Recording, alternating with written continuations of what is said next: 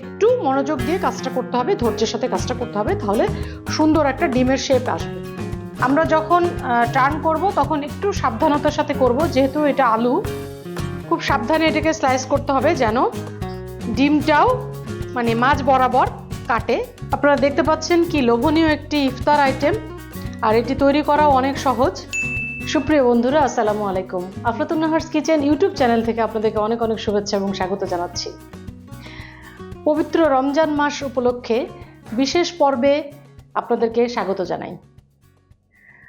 আমি আপনাদের কাছে অনেক রেসিপি উপহার দিচ্ছি এবং আপনাদের অনেক ভালো রেসপন্স পাচ্ছি, যার জন্য আপনাদের প্রতি প্রথমেই কৃতজ্ঞতা জানাচ্ছি।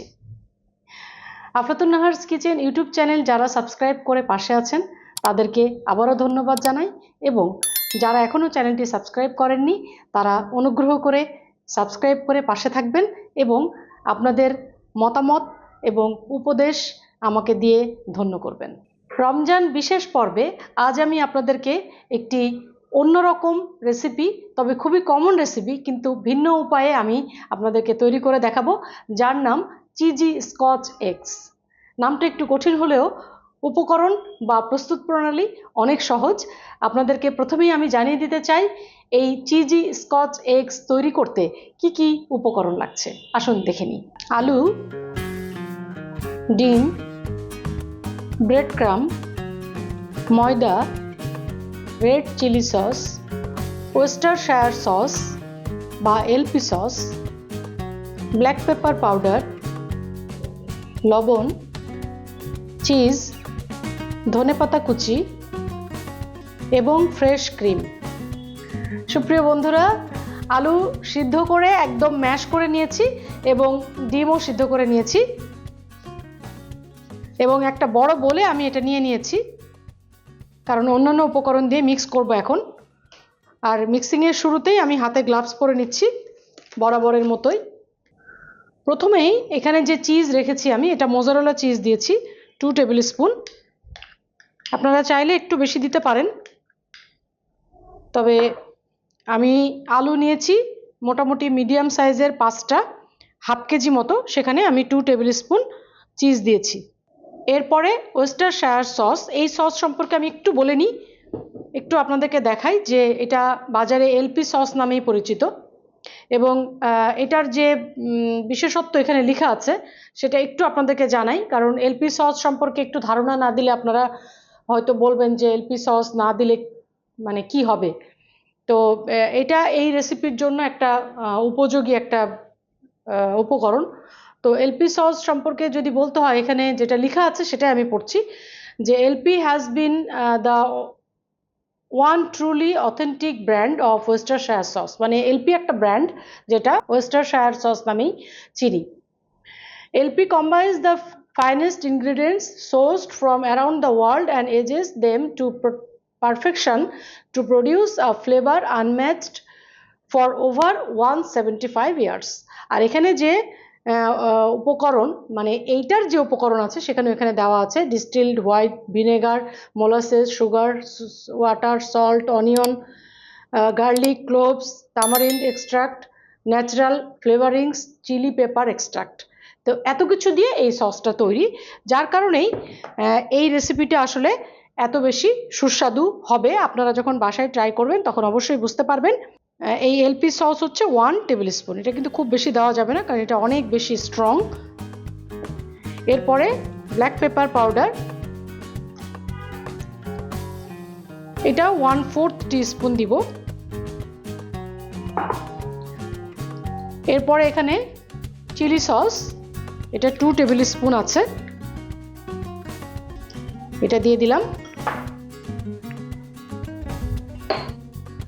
এরপরে সল্ট হাফ টিস্পুন দিব আমি। আর এখানে আমি যে ফ্রেশ ক্রিম রেখেছি, হোমমেড ফ্রেশ ক্রিম, আপনারা বাজারের যেটা কুকিং ক্রিম ফ্রেশ ক্রিম সেটাও দিতে পারেন, এটা আমি 2 টেবিল স্পুন দিব। এরপরে আমি দিব ময়দা 2 টেবিল স্পুন,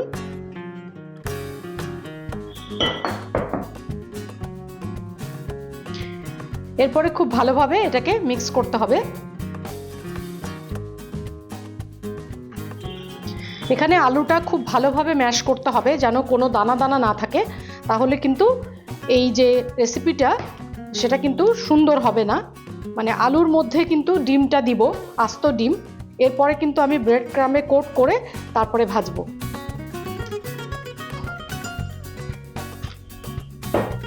সব উপকরণ দিয়ে আলুটা মাখিয়ে নিয়েছি। এখন আমি একটা ফ্ল্যাট প্লেটে ব্রেড ক্রাম্বটা নিয়ে নিচ্ছি এবং এখানে 2 হাতেই গ্লাভস পরে নিতে হবে এই কাজটা করার জন্য।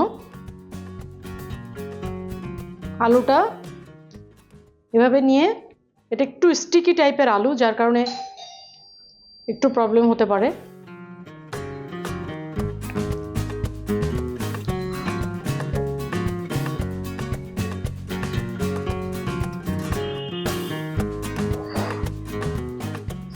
এর মধ্যে ডিমটা দিয়ে তারপরে আলুটাকে মুড়িয়ে নিতে হবে।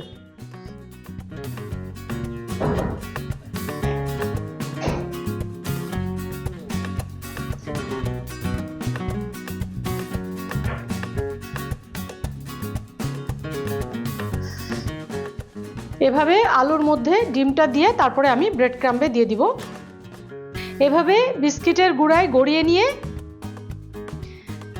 তারপরে চিলারে রাখবো, কারণ আলুটা একটু যাতে শক্ত হয়, কারণ আলু অনেক সময় ডিপ ফ্রাই করার সময় কিন্তু আলু ছেড়ে যায়, আর এই আলুটা যেহেতু একটু স্টিকি, যার কারণে আমি এটাকে চিলারে রাখবো যাতে একটু শক্ত হয়। এই কাজটা অত্যন্ত ধৈর্যের সাথে করতে হবে, কারণ যেহেতু আমরা পুরো ডিমটা ভিতরে দিয়েছি এবং আলুর যে প্রলেপটা যাচ্ছে সেটা কিন্তু খুব মসৃণভাবে করতে হবে। আর যেহেতু আমি পরবর্তীতে আর কোনো ডিমে ডিপ করি নাই, সরাসরি ব্রেড ক্রাম্বে দিয়েছি, যার কারণে একটু মনোযোগ দিয়ে কাজটা করতে হবে, ধৈর্যের সাথে কাজটা করতে হবে, তাহলে সুন্দর একটা ডিমের শেপ আসবে। এখন আমি চিলারে রাখছি 1 ঘন্টার জন্য। চিলারে 1 ঘন্টার জন্য রেখে দিয়েছিলাম, এখন আমি চিলার থেকে বের করে নিয়ে আসছি।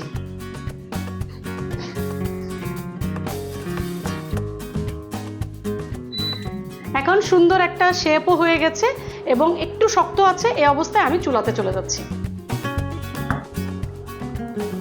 এটা কিন্তু অবশ্যই ডিপ ফ্রাই করতে হবে, আর যদি আপনারা এটাকে বেক করতে চান তাহলে বেক করা যাবে, কিন্তু আমি যেহেতু ভিতরে পুরো আস্ত ডিম দিয়েছি সেক্ষেত্রে ডিপ ফ্রাই করাটাই শ্রেয়।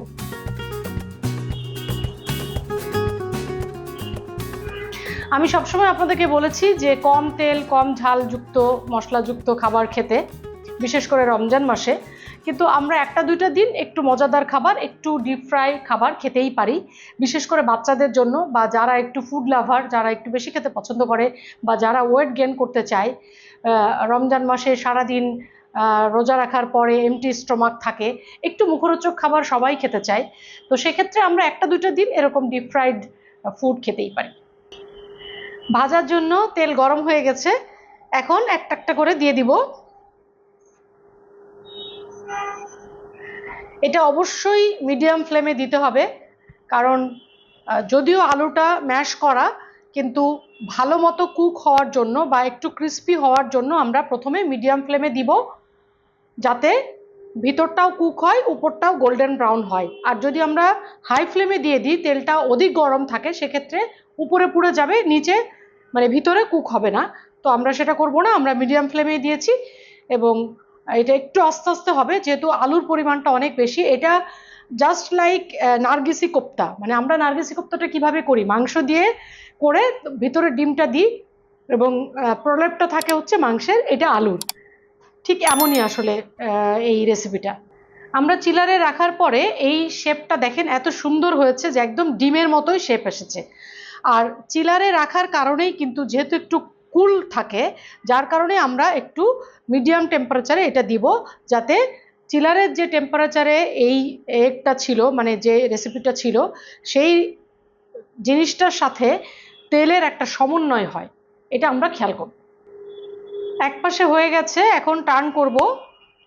আমরা যখন টার্ন করব তখন একটু সাবধানতার সাথে করব, যেহেতু এটা আলু, আর আমি শুরুতেই বলেছিলাম যে এটা মেল্ট হওয়ার চান্স থাকে। আপনারা দেখতে পাচ্ছেন কি অসাধারণ ভাইব্রেন্ট একটা লুক এসেছে।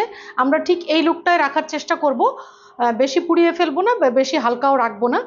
আর যেহেতু আমি এখানে ব্রেড ক্রাম দিয়েছি, যেটা পাউরুটির গুঁড়া দিয়েছি আমি, সেটা কিন্তু একদমই হোয়াইট ছিল, তো তারপরেও যে এই সুন্দর একটা কালার আসছে, এই কালারটা আমরা খেয়াল করব। আমি সবসময় চেষ্টা করি যে অল্প তেলে ভালো রেসিপি আপনাদেরকে উপহার দিতে, এবং আমি নিজেও এটা ট্রাই করি আমার বাসার জন্য, আমার পরিবারের সদস্যদের জন্য। আমি সবসময় আমার সমগ্র জীবনে আমি কম তেল মশলাযুক্ত খাবার খেতে পছন্দ করি এবং খাওয়াতেও পছন্দ করি। আমরা সবসময় চেষ্টা করব যে কম তেল মশলাযুক্ত খাবার খেতে, তাহলে আমরা সুস্থ এবং স্বাস্থ্যকর জীবনযাপন করতে পারবো। হয়ে গেছে, এখন তুলে নিচ্ছি।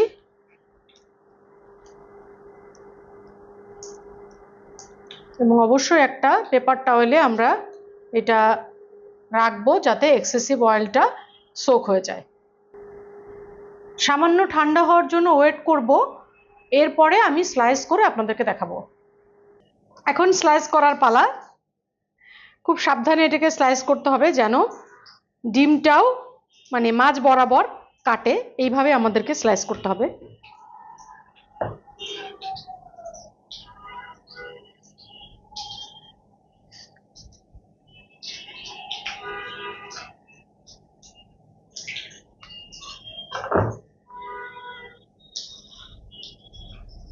Wow wow, just wow. আমি আপনাদেরকে বলেছিলাম যে এটা অলমোস্ট নার্গিসি কোপ্তার মতো, সেই বিখ্যাত নার্গিসি কোপ্তা। আপনারা নিশ্চয়ই ইন্টেরিয়রটা দেখে বুঝতে পারছেন যে আসলেও তাই। আপনারা দেখতে পাচ্ছেন কি লোভনীয় একটি ইফতার আইটেম, আর এটি তৈরি করাও অনেক সহজ। উপরে সামান্য চিলি ফ্লেক্স দিয়ে দিচ্ছি, এটা আমার পছন্দ, আপনারা অমিট করতে পারবেন। এটা দিলে অনেক বেশি সুন্দর লাগে, লুক্রেটিভ লাগে। আফলাতুন নাহারস কিচেন ইউটিউব চ্যানেলে যারা সম্মানিত গ্রাহক আছেন, তাদের প্রতি আমার ধন্যবাদ এবং কৃতজ্ঞতা। আপনারা পাশে থেকে আমাকে এগিয়ে নিয়ে যাওয়ার জন্য সহযোগিতা করবেন, যাতে আমি এই চ্যানেলটিতে আরও ভালো ভালো খাবার বা আরও ভালো ভালো কুজিন উপহার দিতে পারি। আর যারা এখনও চ্যানেলটি সাবস্ক্রাইব করেননি, তাদেরকে আমি অনুরোধ করব চ্যানেলটি একবার ভিজিট করুন এবং আপনাদের যে গুরুত্বপূর্ণ মতামত বা অভিমত বা পরামর্শ যেটাই হোক না কেন আমাকে দিয়ে আমার চ্যানেলটি সাবস্ক্রাইব করে লাইক কমেন্ট দিয়ে পাশে থাকবেন। আর বেল বাটন অবশ্যই অন করে রাখবেন, যাতে রমজান মাস, পুরো রমজান মাস ব্যাপী আমি যে পিওর হেলদি এবং ফ্রেশ রেসিপি আপনাদের জন্য শেয়ার করছি, সেগুলো আপনারা নোটিফিকেশান পাবেন যদি বেল বাটনটি অন করে রাখেন। আপনাদের সবার জন্য শুভকামনা।